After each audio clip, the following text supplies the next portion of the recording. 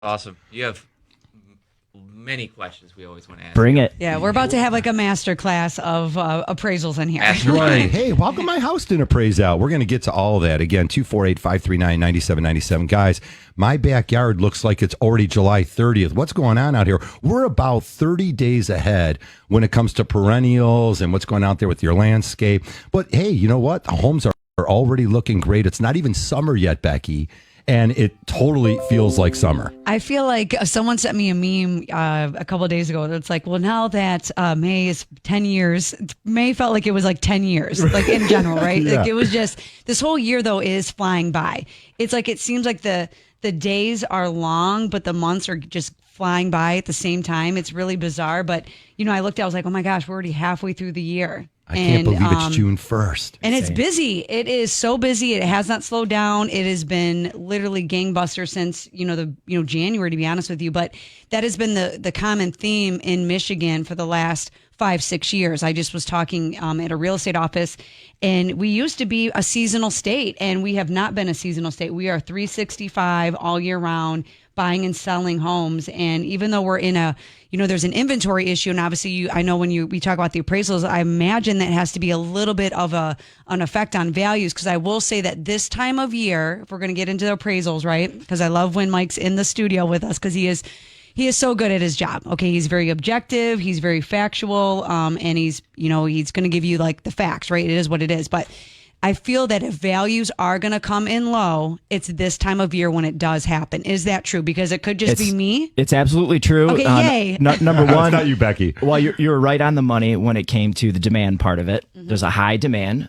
There's a shortage. So those two things together are going to create that environment. Also, we're using a lot of sales. They love most recent sales, right? All Fannie and Freddie, they love most recent sales. Well, a lot of the most recent sales happen in the wintertime. Yeah.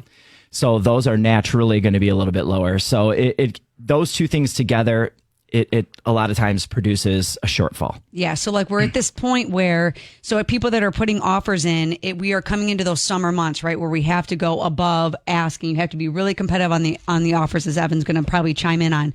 But at the same time, as Mike's saying, you now have sales, though, that were happening in January where maybe it wasn't as competitive, but it still was there. So the appreciation that we're seeing just from January to June is pretty substantial.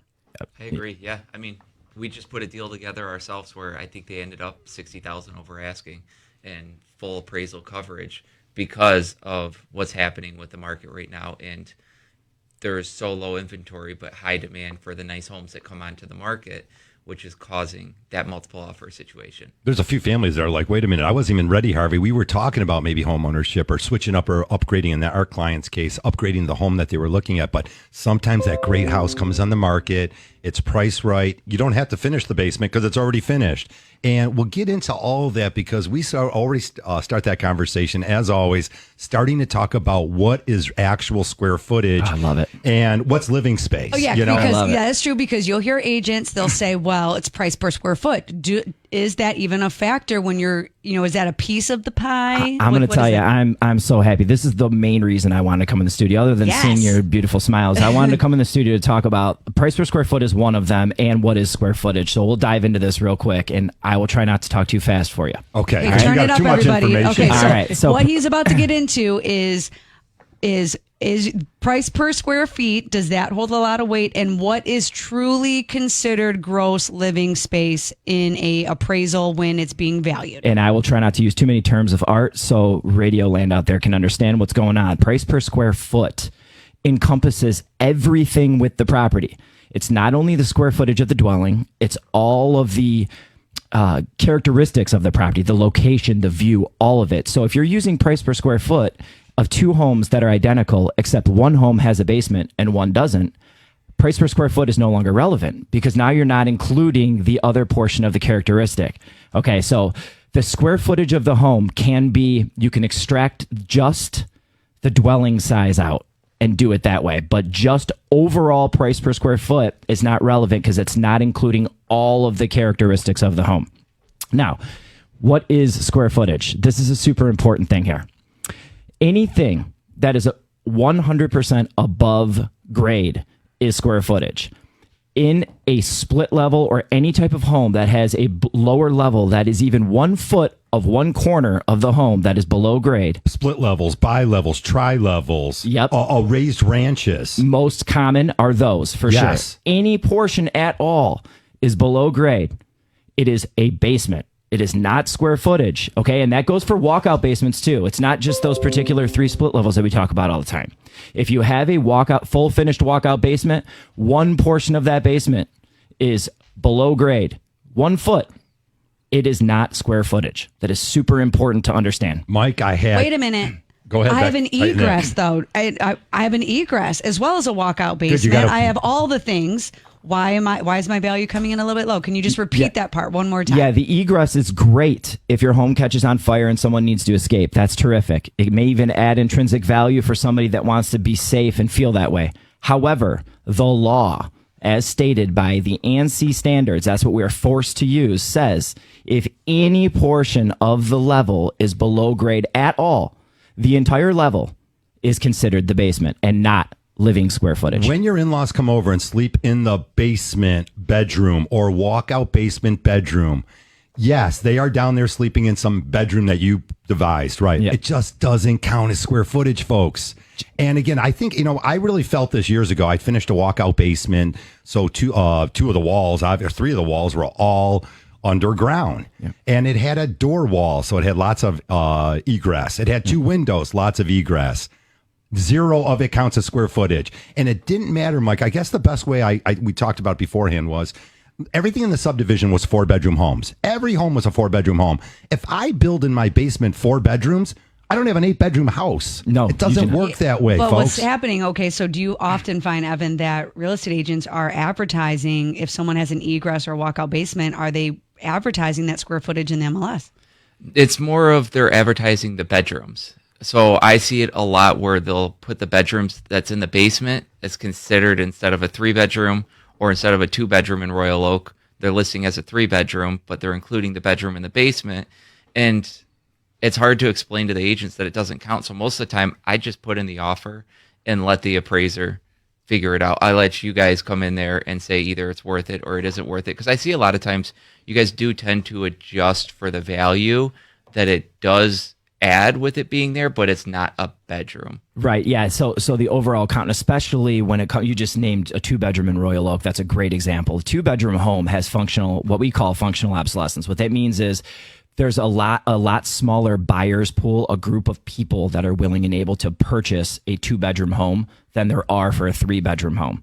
If you need the extra bedroom, you're not willing to go buy the 2-bedroom home. So you'll find 2-bedroom homes will have significantly lower sales prices. So that one's a big one. Between 3 and 4, it depends on the size of the home.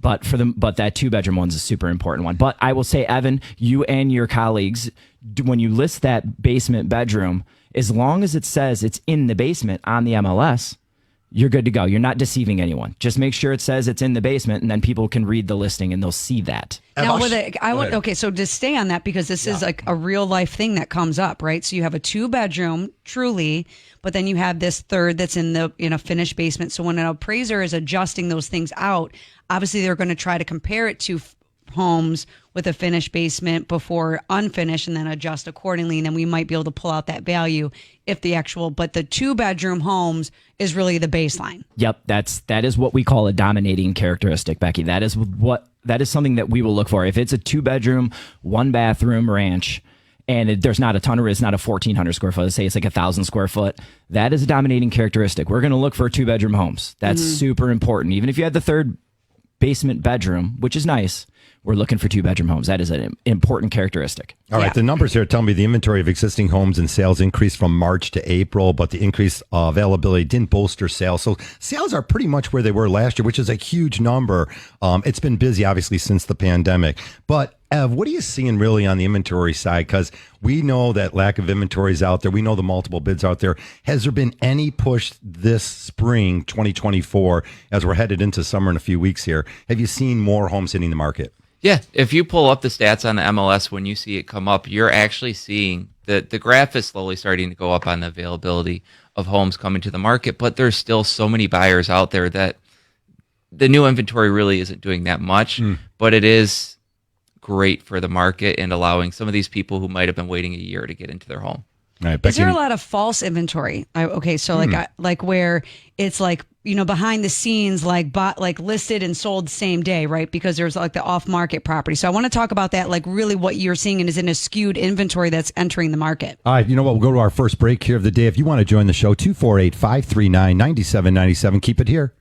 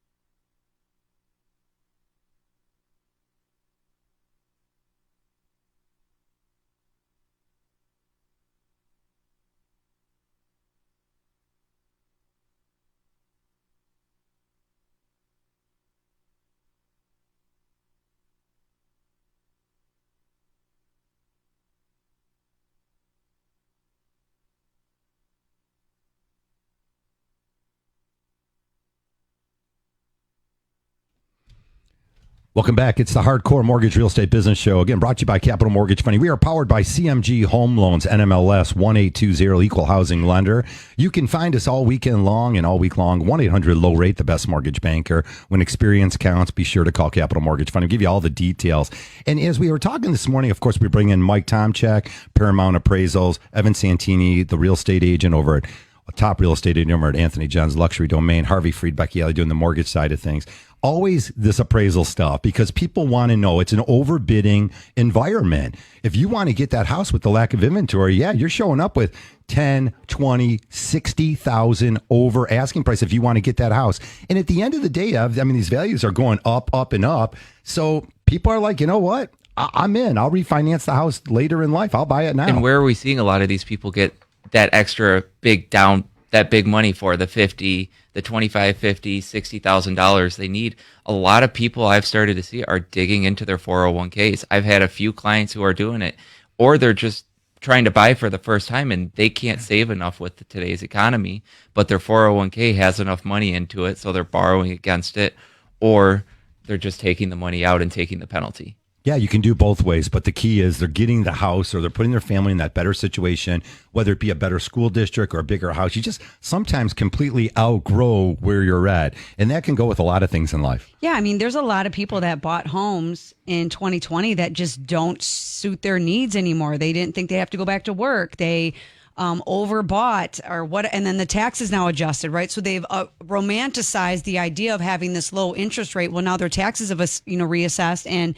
they're living for the taxes in their house payment now because that lower interest rate is irrelevant when you're paying $15,000 a year in taxes. And it was unfortunate that a lot of people weren't educated. And it's June 1st, so it's taxes are being reassessed, right? There's homestead exemptions that need to be submitted. There's a lot of information out there that people just kind of gloss over at the closing table. And, we are very blessed to be aligned with a lot of the great people in the industries on the title side to really just dive into this kind of information because you can't live for your house, right? So when we're pre-approving someone, we're always about I'd rather someone live under their means than even at their means because life happens and I can't control what the taxes are. I can give you my very accurate idea of what they're going to go up, which is probably going to be 40% once you purchase that home. But if you're not raising your gaze and looking down the road and having that conversation, you're going to be hurting in a couple of years. And so, some of these sales that are happening right now are for the fact that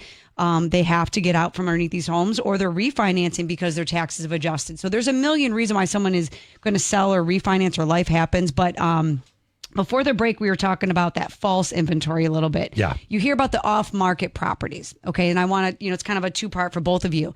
So you have, Evan, let's just say you have a seller, they have a particular buyer, they're going to use you as the agent. How those, so is that counting in the inventory? And we're like, oh, we have 5 new homes, but they went off the same day, right? So it's it looks like there was inventory added, but the first-time buyers or even the buyers that are in the market, they don't even get to touch those.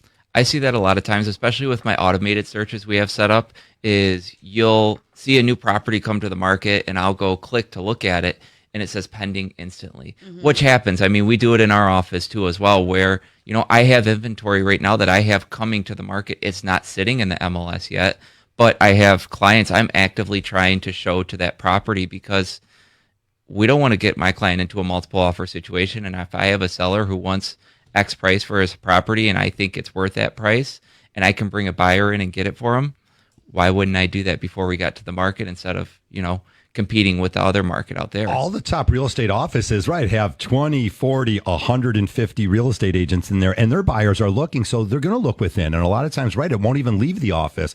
They'll say, look, it's your next meeting coming up. Hey, look, I got this hit in the marketplace. They're going to be selling their house. Maybe they need a time frame. And sometimes those deals just don't even hit the MLS. You see quite a bit of that. And, I'd like to comment on that too. When you do put those one day or instant pendings on there and then they sell, that is included in market data. We appreciate it when the agents do that because then we get more accurate statistical data about what the sales are doing out there. And I've had you guys call me before. Because when we do one day, we have to put a photo up there. So a lot of times it'll just be, I'll go to take a picture of the house and put it on the MLS. And I've had appraisers call me and say, hey, what did the inside of this house look like? And, hey, can you tell me? Because what it's doing is it's helping also future home sellers and the appraisers appraise their homes. 100%. As well. Yeah, we see that all the time too, Becky. We're like, wow, our client got the house and it appraised out or it didn't appraise out, whatever the situation. But again, what was the inside like? A lot of times these are total gut jobs. And if you're talking 300 to 400, a lot of those homes haven't been touched in 30 or 40 years. They might need $100,000. That's maybe why it was a low appraisal. They're using comps on grandma's house. Sorry, grandma. An old grandma who really has lived there and hasn't touched the house since the 70s. Well, okay, so I've had 2 specific situations, right? One was We love talking about the value, by the way. Yeah, so we're just going to, it was an e-course property, okay? It was completely redone, all the things, okay? For the first appraisal came in, so we were able to get one flawed, okay? But the first appraisal came in, I think the purchase price was $95,000, okay? Completely renovated, being compared to homes that were not touched, right? It was like your typical e-course property that's just been sitting there chilling and dilapidating. Yep. So then we had the sales, we, proved our case that, the appraiser was like, nope, it is what it is. We were able to flaw that appraisal. So when you, when a value doesn't come in on the lending side, we can rebut the appraisal. Okay, so what that means is we can't call the appraiser and say, how dare you use a blue crayon? I want you to use this red crayon. We have to supply supporting data and ask them to reconsider the sales that maybe they didn't have on the report. This appraiser particularly wouldn't, and they felt that there was enough data that we supplied that would support a higher value. So we did get a second value or appraisal in, and it came in at value this time around, right? Good. So my question for you, Tom, is that situation, but unfortunately, like go ahead. I'm sorry, Tom Check. I always think of, so we call him Tom Check, and we call him Tom Check, so I always think, like, I just shorten his name. Sorry, so it's Mike. In a situation like that, okay, but some of the sales were from Lincoln Park, for example, right? You can't compare, in my opinion, so I was agreeing with that. You can't compare a Lincoln Park house to an E-Course property, right? But I couldn't see what the inside looked like on what was on the comps because we're not privy to that information, right? So it's like, do you get to see those? Oh yeah, we have to actually. And this is a terrific question, actually. We are looking to compare to the most suitable substitute for the subject is the property that we're appraising. We want the most similar property.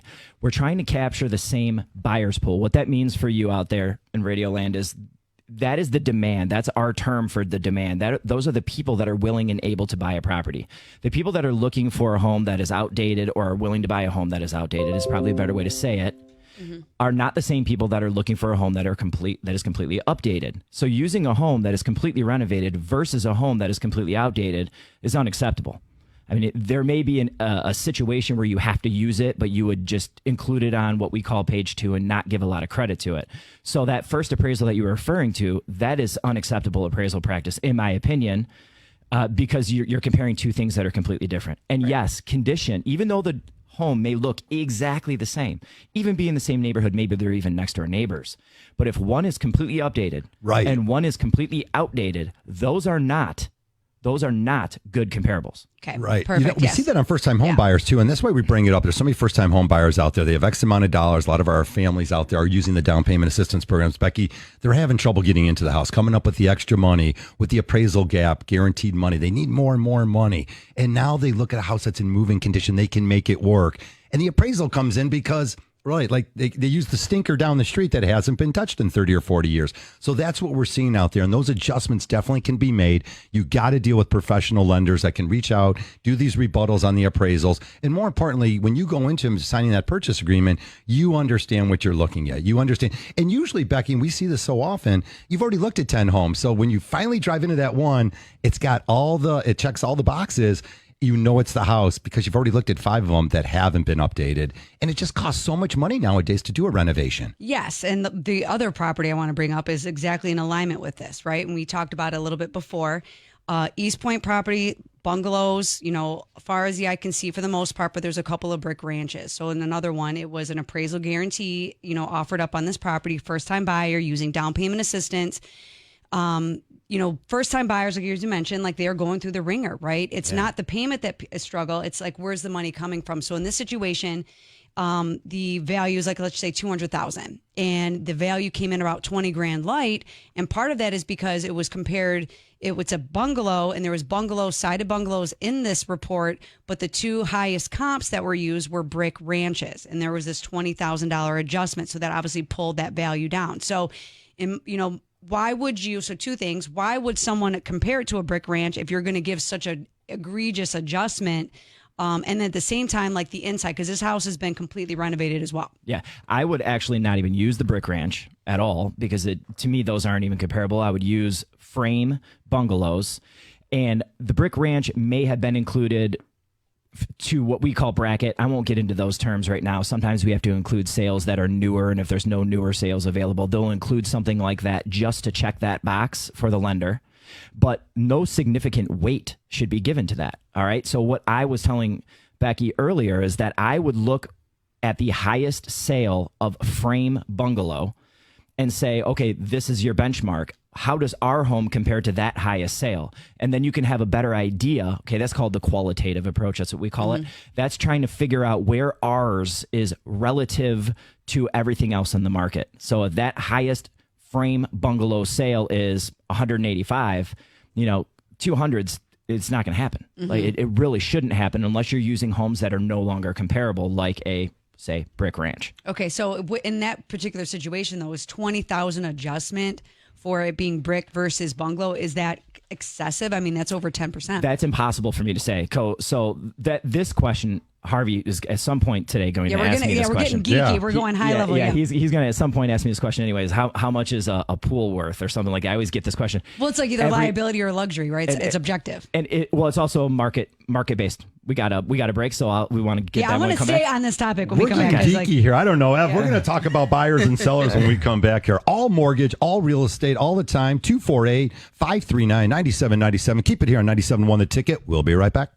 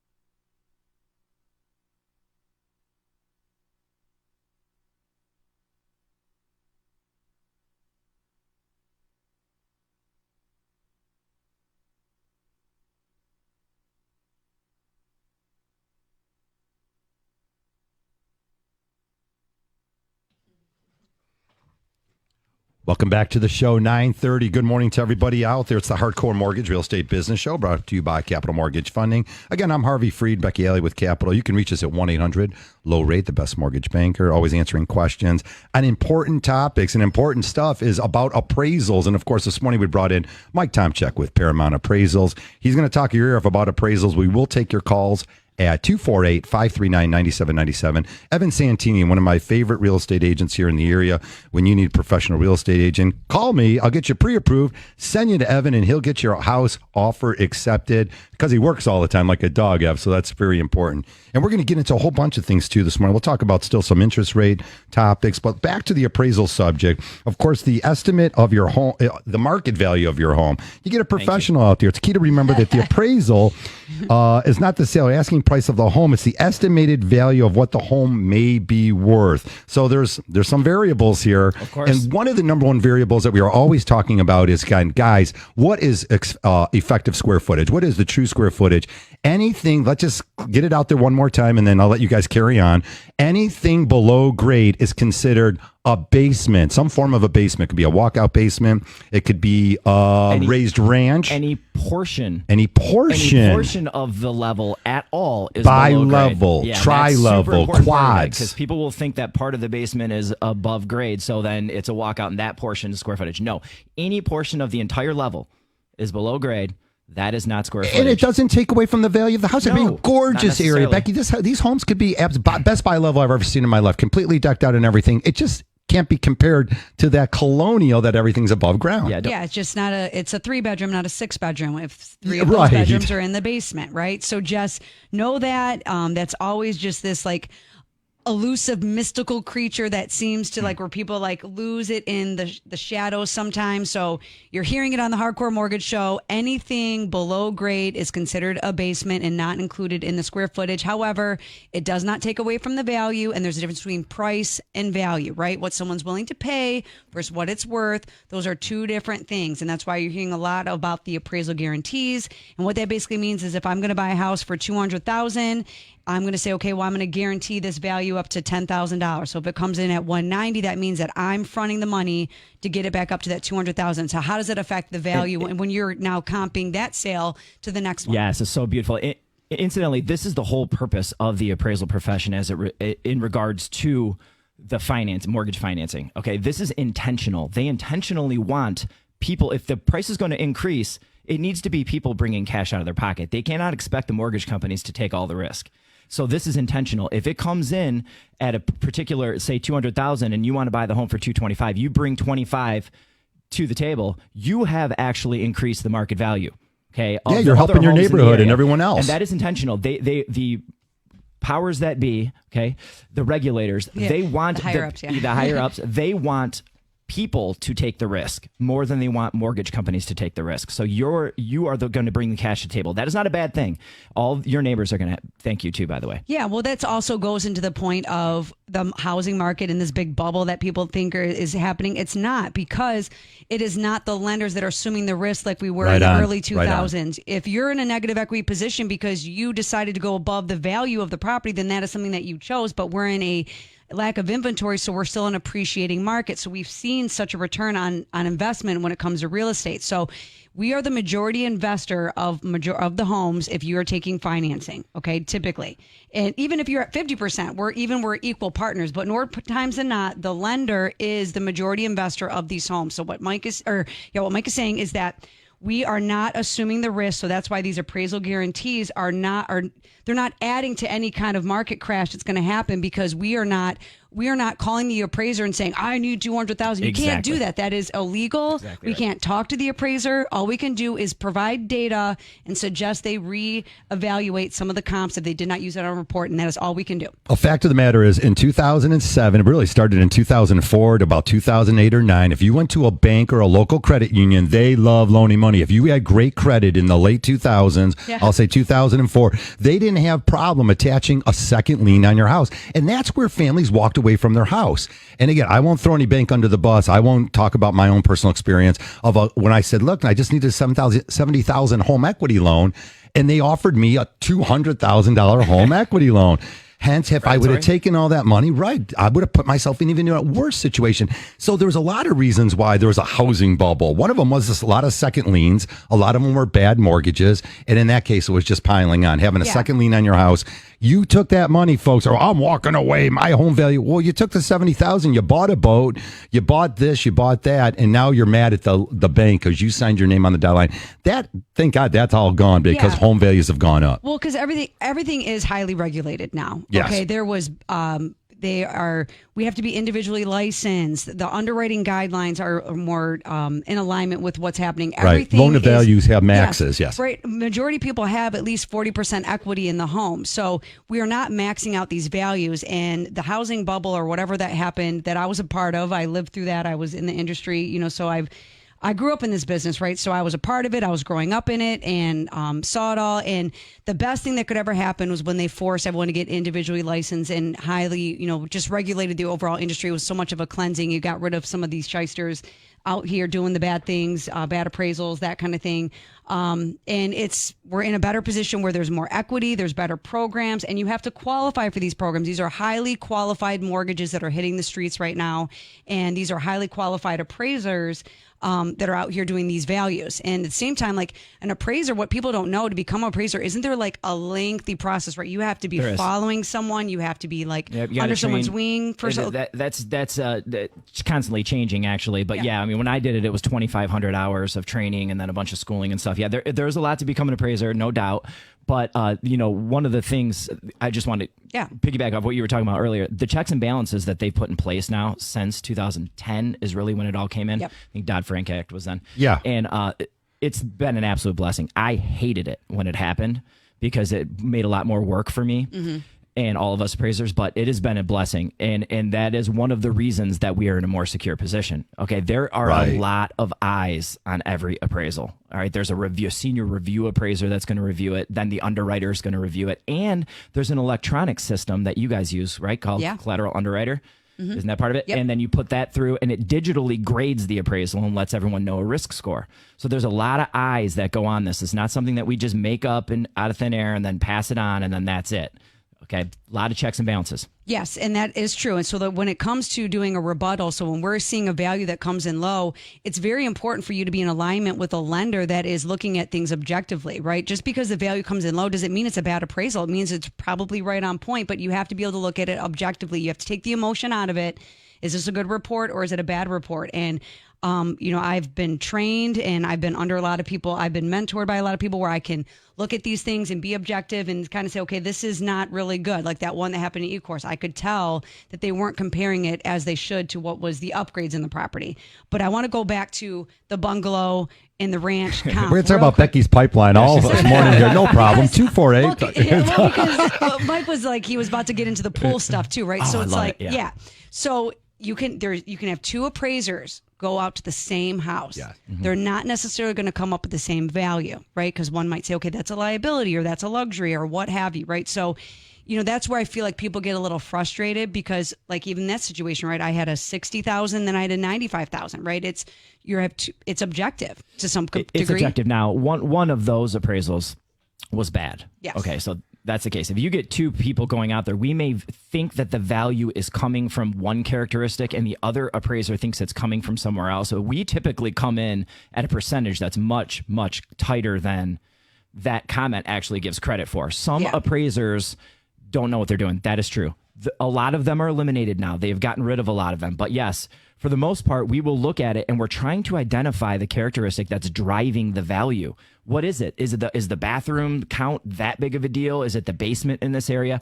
Maybe it's the location on a main road. Or it's completely renovated, Mike. How about the house has been gutted? And so we have to try and figure out what is it that's driving the market, and we have to identify those characteristics. And a lot of times, one of us will say this characteristic is, and the other person will say that is. But most of the time, in my experience, and I review appraisals a lot, they are coming in pretty close. So the pool you brought up. Yep. How much value is there for a pool? It depends on the market. There is no particular value assigned to a characteristic. That's just a sweeping generalization. Here it is. That's what it is. Every market is different. It depends if the market accepts a pool or not. If you can easily find, like Northwest Livonia, I'm a Livonia person, so you go to Northwest Livonia and you have a ranch or colonial there in one of the neighborhoods and you have a pool, that increases the value of the home. It's easy to see, oh my gosh, look at these homes with pools, how much more they're selling for. So we can extract the value for it. If you go into high-end, super high-end, this is another example I'll use in say Bloomfield Hills, that's just another amenity. There is no specific extraction for a pool because someone else has a steam room and a sauna and heated floors and an elevator, and these people have a pool instead. So that's just another amenity. So it just depends on the market as to how much something is worth to that market. Well, it's true. Like, it's price versus value, right? And it's like, exactly it's what is in what someone's treasure, right? Could be like, oh, I don't want that, right? And pools right now, after COVID, I feel like people are looking for homes with pools. I put in a pool in my house and I'll never do that again. Hey, does it matter how much you paid for that pool? No, it doesn't. Oh, okay. I didn't know if maybe you paid a certain amount for that pool. That was how much it was worth. On a 90-degree day, Becky, at 90 degrees outside, the pool's worth thousands of dollars. Right. When it's winter time, it's not worth anything. Yeah, there's no Right. price, I mean enjoying my home, right? So you can over improve a home, Right. Right? Oh, yeah. So when you are over improving your home because you're living in it, you're doing the things, or like a lot of people were doing that during COVID. They're taking cash out of their homes. Instead of moving, they're renovating, and now they want to sell, and they think they're going to get dollar for dollar for that finished basement in that pool, and it's just simply not true. It is simply not true. Over improvement, I'm glad you used that word. That's super important to understand out there, too. If you have the nicest home in your neighborhood or market, you're not going to get all that money back. There's a law of diminishing returns is what we talk about. I like the law of diminishing returns. Bye. There is a diminishing return. There's a diminishing return if you over improve something. That means if your market doesn't accept that beautiful outdoor living area, pool, and ridiculous finishes that you've used, you're not going to get your value back for it. You can only have a helicopter Intrinsic pad. value. If you're the only one with a helicopter pad in your backyard, you're probably not going to get You just value get for high that. fives and Good stuff. handshakes. See Good those for all the you. time. You guys, I pulled this out somewhere, and we'll go to a break. The total active home listings rose to the highest point in nearly 4 years in the month of May. All right, so that's some good news here. When we come back, I promise Evan and I are going to get into some buyers and sellers and negotiating all these deals. 248-539-9797. Keep it here.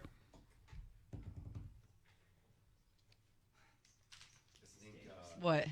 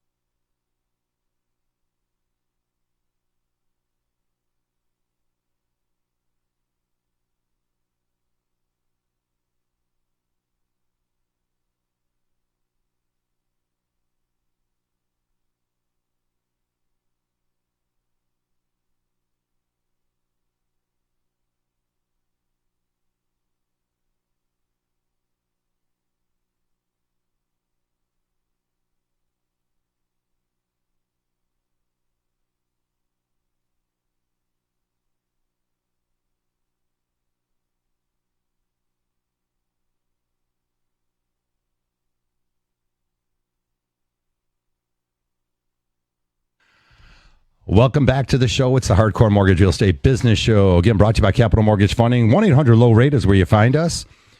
The best mortgage banker. Of course, you can always, also, you can email us. You can go to our website. Becky, we are out there in public. You can find Becky later today. She's hanging out in Ferndale. I'm going to be Ferndale, 9 Mile for Pride. They're shutting down 9 Mile. It's a good time. Yeah. Great community. We always love being out there in the streets, just shaking hands, kissing babies, doing the things. But it's a good time. So if you're out and about, come out. And then we also got the Grand Prix in Detroit. I think I'm going to slide down there tomorrow, see what that's all about. Always great things here in Detroit. Tiger Baseball a little bit later this afternoon. Keep it here on 97.1 The Ticket. Again, so many great things in Detroit. I had a buddy in mind. He had his buddies in from Toronto, just bragging. Just love this area. So many great things we bring to you here in Southeast Michigan. Don't sleep on Detroit. Not But people anymore. are like, It's coming. Detroit's coming back. I'm like, it never left. Okay, it just we've always been here. So Lions in the Super Bowl. It's happening. I've been saying it for 5 years. It's going to happen. Whatever. But Walkable cities became really cool too, Becky. Remember the pandemic brought out people wanted bigger backyards and all that, but walkable cities, we talk about Ferndale, even Romeo, you can go anywhere. Ann Arbor's always been one of the best walkable cities. They're all over Southeast Michigan. And, I remember just even 10, 20, 15 years ago when people were like, what, did you see what that house sold for over in Royal Oak? And I remember doing an open house, new construction, 3-story, gorgeous house. I think it was listed at $599. Sounded like a ton of money in Royal Oak about 8 years ago. I think the house worth over $1 million today. So salute to all the neighbors. The nosy neighbors were coming by going, how are they going to get this much for this house? Well, I'll tell you how. The house was gorgeous. It's in a walkable city, and this is what families want. There's wants and needs out there. And at the end of the day, Becky, if you've got the income coming in, you're either going to use your income to make your landlord rich. You can do that. That's your choice. Again, you don't have to buy a house. Once in a while, I get a weird ticket text. Why are you guys always promoting home ownership? Because that's where the wealth is. The data's out there. Being a homeowner means you have a greater opportunity to build some wealth. Yeah, people that say that, I believe, and they're nothing against it, but your car is parked in someone else's driveway.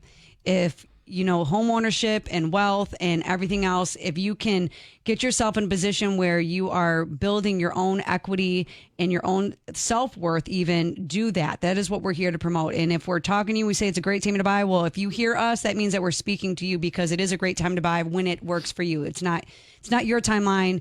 It's not our timeline, it's your timeline. And, speaking of timelines, Evan, I want to kind of talk about, since we're talking about value and all kind of goes in alignment, right? Well, when you're looking at a listing, okay, and they're like, okay, I want to list it, and I want $500,000 for this house, but maybe there's some things that need to be fixed up. Do you, in this market, because it's technically a seller's market, are you advising them to do some major upgrades? Are you advising them to do minor upgrades? Like, what is your kind of take on that?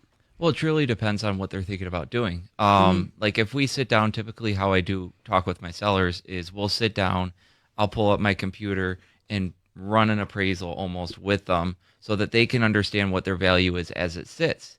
And then they might see if the house might need some updates. They'll see, okay, if I refinish this bathroom in the basement, it might add a little bit more value here. Or if I put floors in the kitchen, new floors in the kitchen and living room, it's going to add a little bit of value here. So if it makes sense and we do the numbers together and it makes them more money and they have the money to be able to do that and the time to be able to do that, yes, I tell them to do it. But if they don't, they now understand what their home is worth as it sits, and that's how I usually pitch it to them. That market analysis you're doing ahead of time. So you're really diving in there with all the data that you can collect and saying, look, guys, based on what we're looking at, this is probably about the area where it would sell from. Now, if this is a little bit nicer, maybe we can get a few more dollars for them. Maybe if you redid the whole hardwood floors, restain them, they might have been outdated, 20 years of a couple dogs running through there, makes your hardwood floors look pretty bad. You can make them look brand new. Maybe you can get more at the end of the day for it. Yes, and that's the major point of doing it right in front of them, because they can say, hey,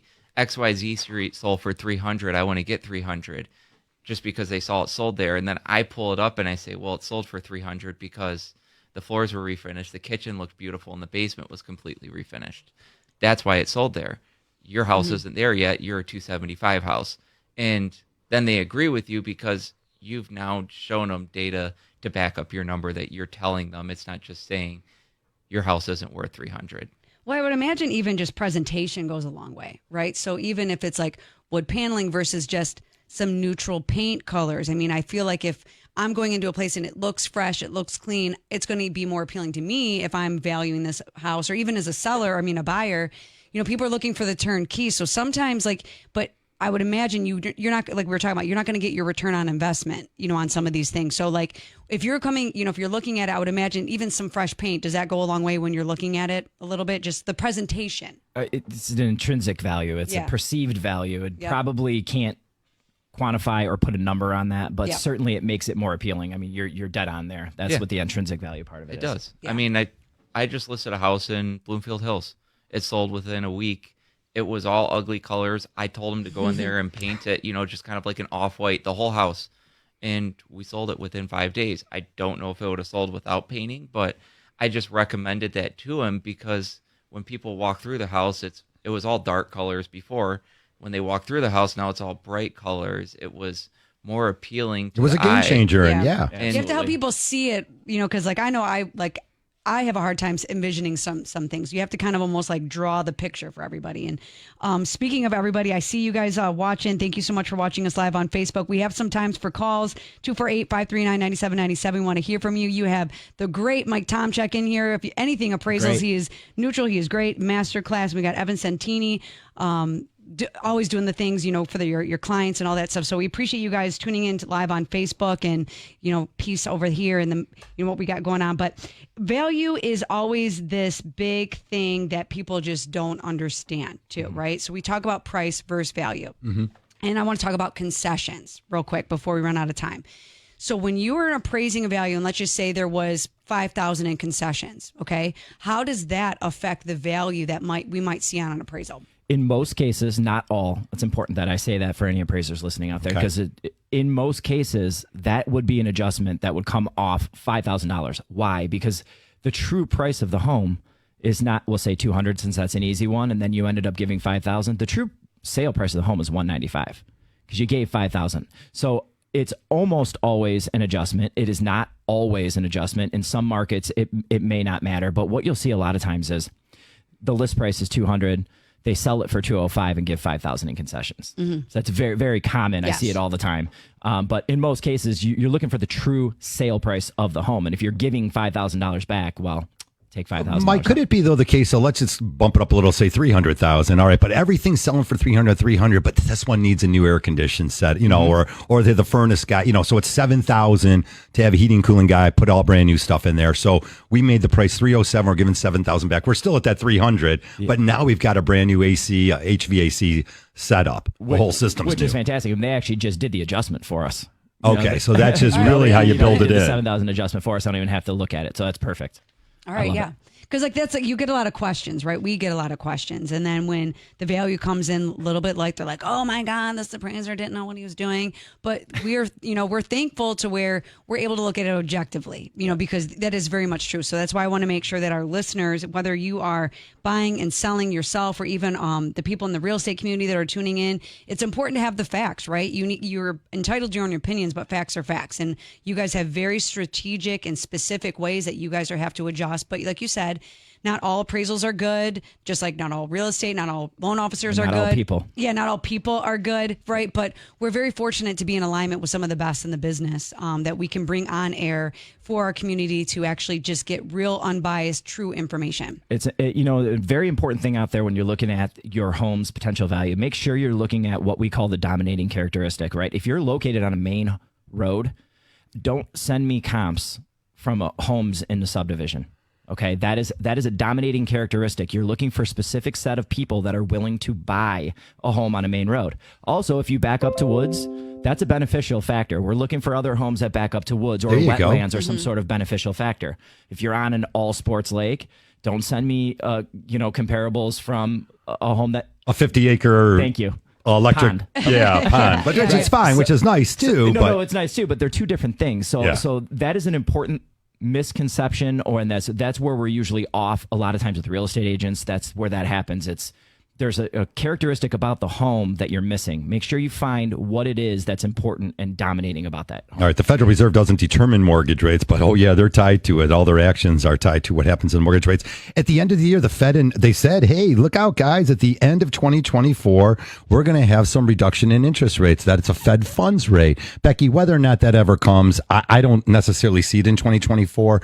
Maybe the economy will show some signs that the Fed's willing to go ahead and reduce the Fed funds rate. Potentially that could reduce mortgage interest rates. I don't even think it was bad market now at 7%, wherever the rates are. It's killing people's the car loans nowadays. Yeah. The cost of living, to go to the grocery store, I'll tell you. So it's weird. We're thinking mortgage rates. Boy, if they just came off where we used to be able to get car loans at 2.9 or 3.9%, those are up there 7-8%. And I'll tell you, that's really crushing people. We need wheels here in Detroit. We need to be able to drive to work. Yeah. So like everyone knows that, like if you listen to the show regularly, I'm always talking about these car payments, right? Yeah. And because people clinch their pearls over like the interest rate of a mortgage being at 7% that's stretched out over 30 years.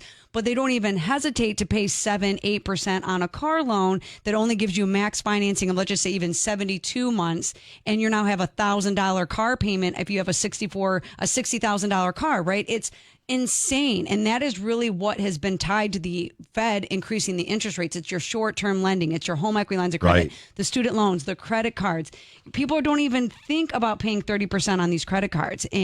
But they want to be like, oh, I can't buy this house because the interest rate's so high. Like, stop it. You have to reevaluate your perspective on how you're looking at your finances. Again, park your car in your own driveway, not somebody else's driveway. That is what we're trying to do. And if your car payment is more than 10% of your gross monthly income, that is going to have a direct effect on what you can afford as far as home ownership and what you can buy. So you have to have the conversation as quickly as possible so we can identify what is going on. And there's another thing where people co-sign for cars for other people, and that's a huge issue when they're trying to buy.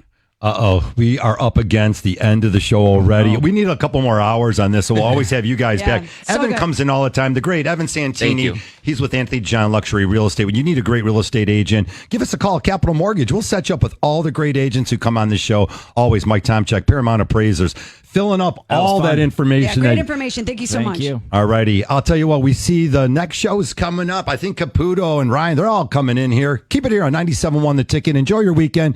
Be safe out there on the waterway. See you soon.